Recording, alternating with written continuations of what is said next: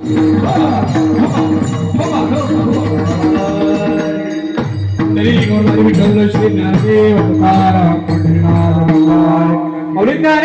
महाराज जय, शक्ती मुक्ता जय, मैया की जय.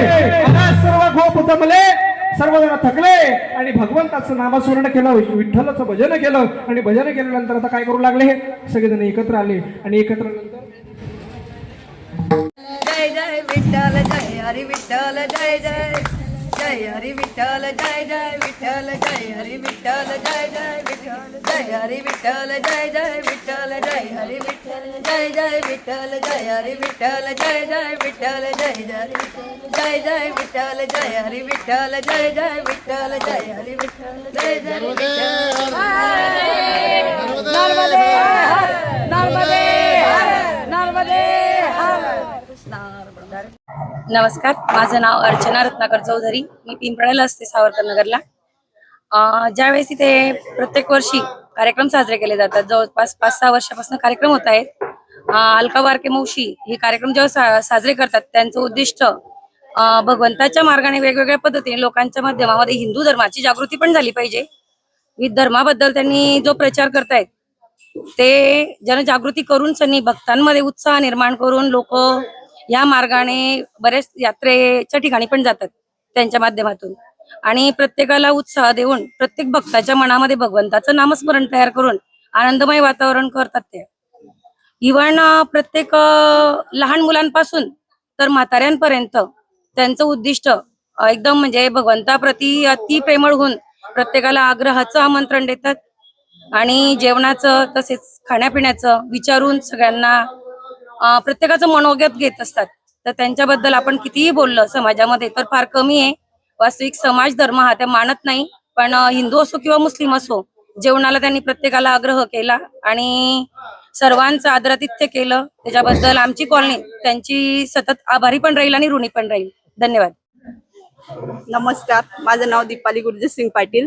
इथं वीर सावरकर नगर मध्ये श्रीराम पार्क इथं राहतो आम्ही, 2ऱ्या मजल्यावर. आणि मावशींनी जो काही आम्हाला सप्त्याचा आनंद दिला तो मावशींमुळेच आम्हाला मिळाला आहे. जी काही आमची मैत्री वाढली या कॉलनीमध्ये ती सर्व मावशींमुळेच वाढली आहे. आणि जे काही आम्ही 7 दिवस एवढे उत्सुकतेने मावशीकडे बघूनच हा आम्हाला सर्व आनंद मिळालेला आहे. आणि मावशीबद्दल काय काय बोलायचं ही तर आमच्याकडे शब्दच नाही, इतकं भरपूर, जितकं बोललं तितकं अपूर्ण नाही.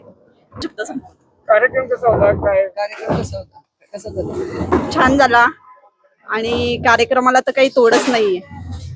मावशी, पिंपराळा वीर सावरकर नगर येथे हे संगीतमय नर्मदा पुराण ज्ञानयज्ञ सोहळ्याचं आयोजन करण्यात आलं होतं, काय सांगा?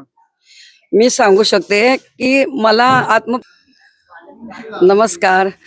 माझं नाव अलका भागवत वारके आणि मला पांडुरंगाच्या प्रेरणेने सगळं अंतःकरणातून सगळं असं जाणवलं की बा आपण कार्यक्रम ठेवावे.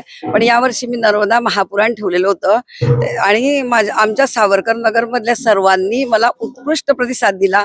टेंट पासून सर्वांनी अगदी म्हणजे इतकं सहकार्य केलं की त्या सहकार्याला तोड नाही माझ्या सहकार्याला. आणि मी सालाबादाप्रमाणे आज 4थं वर्ष आहे माझं. मी पहिल्यांदा भागवत पुराण केलं, नंतर शिवपुराण केलं, नंतर रामायण केलं आणि यावर्षी मला माझ्या पांडुरंगाने संधी दिली नर्मदा पुराण करण्याची. तर ती माझ्याकडून उत्कृष्ट पद्धतीने सगळ्यांच्या सहकार्याने एकदम सुंदर पार पाडली. एकदम कीर्तनकार कोण होते? कीर्तनकार सारंग महाराज पिंपराळेकर होते आणि ज्यांनी कथा केली ते मनोज महाराज कुलकर्णी यांनी उत्कृष्ट वाणी भाषा शैलीने एकदम छान कार्यक्रम केलेला आहे. सगळे अगदी भाविक खुश झालेले आहे आणि मी तर खूपच खुश झालेली आहे.